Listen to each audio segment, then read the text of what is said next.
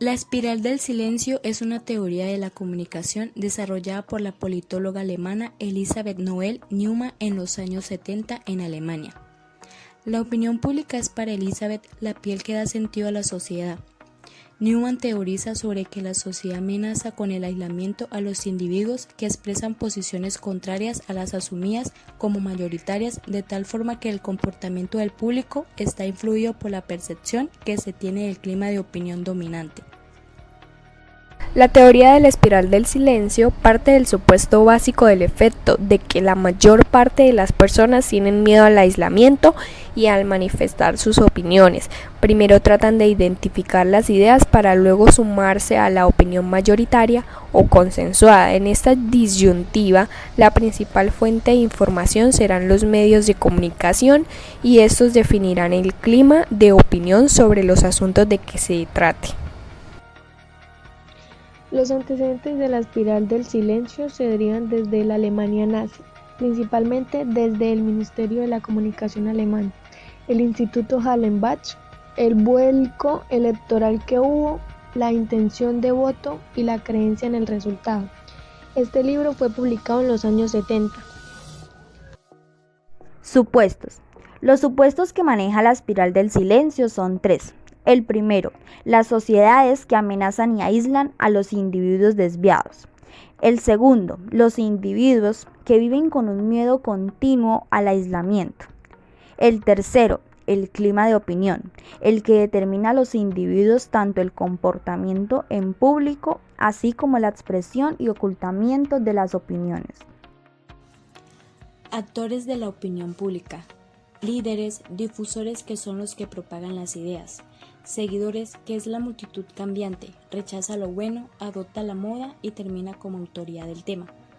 Clima de opinión, clima percibido por los individuos, un clima de los medios. La espiral se fundamenta entre el clima percibido y el fabricado por los medios. Para el clima de opinión es importante lo que otros piensen. Evidencias empíricas. Se debe identificar la distribución de la opinión pública sobre un determinado tema. Los climas de opinión siempre muestran nuevos panoramas, ya sea por tendencias que se fortalecen o por el surgimiento de nuevas variables. En la opinión pública siempre hay una opinión que se superpone a otras. Se debe medir la disposición a expresarse o a quedarse callado. En la opinión pública siempre influye un componente moral y otro emocional, el tratamiento que le dan a los medios al tema. El espiral del silencio casi siempre se corresponde con las tendencias en los medios. El modelo de la espiral del silencio tiene unas bases para la opinión pública que siempre conjuga los elementos de los factores psicológicos y los factores culturales. Para los factores psicológicos se encuentra la personalidad, las conductas afectivas en las que se encuentran, las ideas, los juicios y los valores.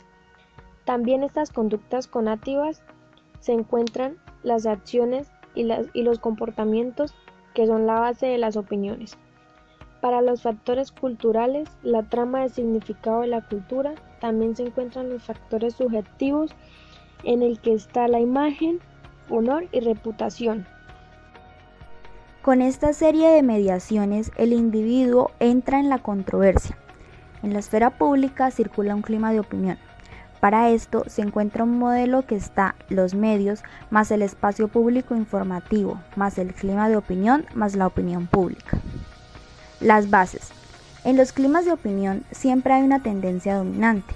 Es la de la mayoría y se gestan popularidad, respeto, simpatía y estima. Sea ya por la espiral del silencio, planteada por Elisabeth Neumann, las personas se influencian por los supuestos climas de opinión, modelos o bases. Pero es claro que ejerciendo el voto, muchos podrán mostrar su opinión a la hora de quién elegir para que nos gobierne.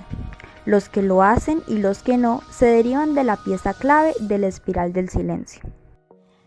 Los efectos. Los efectos de esta teoría son que los que influyen en la victoria tienden a hablar más, quienes influyen en la derrota tienden a callarse.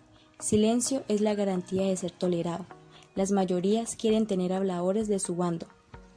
El control social aumenta con la espiral del silencio. Los vanguardias y los opositores quedan por fuera de moda.